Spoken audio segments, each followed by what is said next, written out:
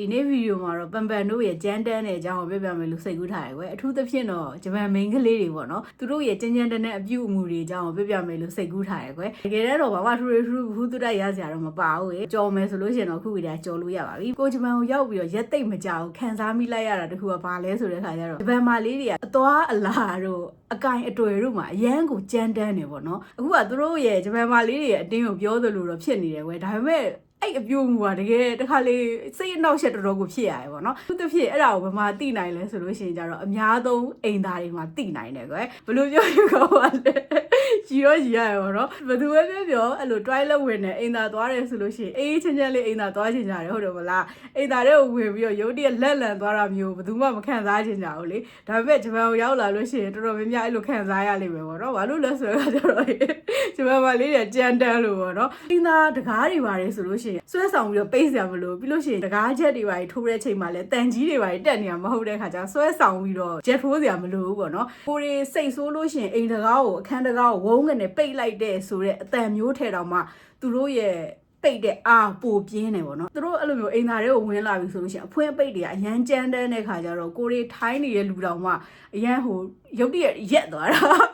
ာရှူးပေါက်နေရတော့အီးပါနေရတော့ဆိုလို့ရှိရင်တန်လဲရုတ်တရက်ဇွက်ကနေရက်သွားတယ်လန့်ပြီးတော့အဲ့လိုမျိုးအခြေအနေဖြစ်တဲ့အထိကိုကြမ်းတမ်းနေပေါ့နော်ပထမတော့ကတော့ထင်တာပေါ့နော်ကိုက toilet ထဲမှာဝင်းနေတယ်အဲ့ချိန်မှာဘေးအခန်းကနေပြီးတော့ဝုန်းဝင်နေဒိုင်းငနေတွေအဲ့လိုမျိုးလောက်တာငါ့ကိုမြင်မကြည့်ပြူတာလားပေါ့တချို့ဆိုလို့ရှိရင်ရှိရလေသူတယောက်တည်းပဲပါကျင်တာလေတခြားခန်းတွေမှာလူရှိနေမကြိုက်ဘူးတော့ရေအဲ့လိုမျိုးတွေရှိတတ်တယ်လေဟုတ်တယ်မလားအဲ့ဒါဆိုတဲ့ခါကျတော့အဲ့ရှိနေတဲ့လူကိုမကြည့်နဲ့လို့ပဲတကားတွေကိုစောင့်ပိတ်တာလားတော့ဘာလို့စိတ်ထဲမှာစောင့်တာတင်းတာပေါ့နော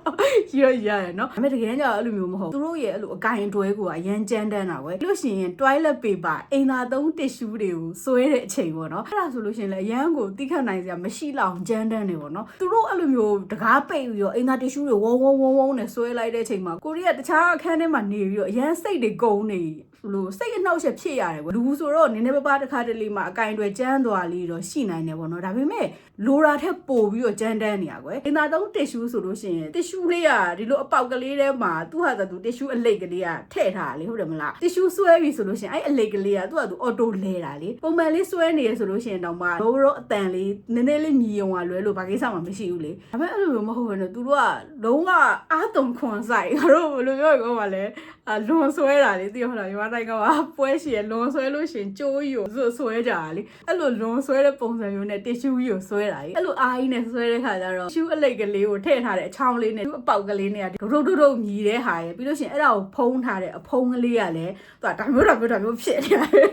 ်အဲ့ဒီတန်တွေပေါင်းသွားပြီးတဲ့ခါကျအရန်ကိုစူညံတာရေဂျပန်အိမ်သားတွေထဲမှာဆိုလို့ရှင်လေတချို့အိမ်သားတွေကစမ်းစာပါတယ်ကွယ်ကိုအိမ်သားသွားပြီးဆိုတာနဲ့အဲ့စမ်းစာနားလေးမှာလက်ကလေးပြလိုက်တယ်ဆိုလို့ရှင်အိမ်သားသူ့အတူရေဆွဲချသွားပါတော့အဲ့လိုမျိုးအခြေအနေမှာဆိုလို့ရှိရင်တော့ဘာမှပြဿနာတော့မဖြစ်ဘူးပေါ့နော်အဲ့လိုမျိုးမဟုတ်ဘဲနဲ့တချို့အိမ်သားတွေကကြတော့ခေါင်းလေးကိုဆွဲလိုက်ရတာတို့ကြိုးလေးကိုဆွဲလိုက်ရတာတို့ရှိရပေါ့နော်အဲ့လိုမျိုးအိမ်သားတွေမှာဆိုလို့ရှိရင်လည်းတိတာသွားတယ်သူကအဲ့မောင်းလေးကိုလည်းတလေးမဆွဲဘူးဝုန်းကနေဆိုဆွဲတာမောင်းပါလေ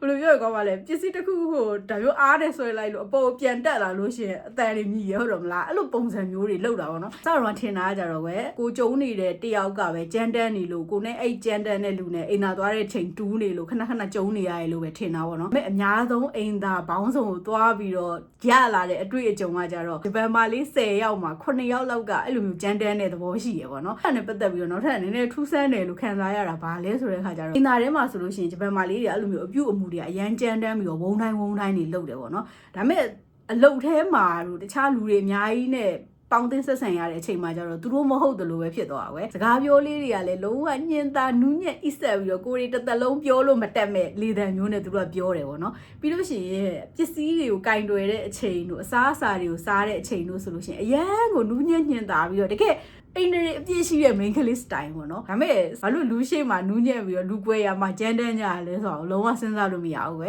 အခုလိုမျိုးကြမ်းတမ်းနေထိုင်တာကတော့လူမျိုးဘာညာတာရကာနဲ့တော့မဆိုင်ဘူးကွယ်တယောက်ချင်းစီရဲ့အချင်းစရိုက်တွေနေပုံထိုင်ပုံနေနဲ့တော့ဆိုင်တာပေါ့နော်ဘန်နိုင်ကတော့အဲ့လိုမျိုးဖြစ်နေရတော့မဟုတ်ဘူးကွယ်တစ်ခုရှိတာကြတော့ကိုရီးယားကြတော့ main ကလေးတွေဆိုတော့ main ကလေးအိမ်သားမှာ3ရလို့ main ကလေးအိမ်သားမှာသူတို့ကြမ်းတမ်းတဲ့အကြောင်းတွေကိုသိတာကွယ်ယောက်ျားလေးတွေဆိုလို့ရှင်တော့ဘယ်လိုလဲတော့မသိဘူးယောက်ျားလေးအိမ်သားလဲကိုရီးယားမဝင်ဘူးဆိုတဲ့ခါကျတော့ယောက်ျားလေးတွေရောတကားပိတ်တာတွေ tissue ဆွဲတာတွေ အဲ့လိုကြမ်းတမ်းလားဆိုတာမသိဘူးကွယ်သူ့အများဆုံးအိမ်သားတွေမှာဆိုလို့ရှိရင်တကားကိုညှင်သက်ပိတ်ပါတော့တခြားသူတွေအတွက်အနှောက်အယှက်မဖြစ်ပါစေနဲ့တို့ဘာလို့ဆိုလဲစာရန်လေးတွေကတ်ထားတာကိုရှိရပေါ့နော်အဲ့ဒါဆိုဘယ်လောက်ထိသူတို့ကြမ်းတမ်းလဲဆိုတာကိုတွေးတာကြည့်လိုက်တော့ကွယ်ဂျပန်ကိုရောက်လာပြီးတော့ surprise ဖြစ်ရတဲ့ထက်မှာအဲ့ကိစ္စလည်းတစ်ခုပါတယ်ပေါ့နော်ပြင်ကတော့နူးနူးညံ့ညံ့လေးပဲဒါပေမဲ့ကွယ်ရမှာအဲ့လောက်ကြမ်းတမ်းမေးဆိုတာတွေးတော့မတွေးထားခဲ့မိဘူးပေါ့နော်ဂျပန်ကိုရောက်လို့ရှိရင်ဂျပန်မှာလေးအကြောင်းသိချင်လို့ရှိရင်ညာတော့အိမ်သားကိုသွားကြည့်လိုက်ပါပေါ့နော်ဒီနေ့ပြောချင်တာတော့လောက်ပါပဲနောက်မှပြန်တွေ့ပါမယ်တတား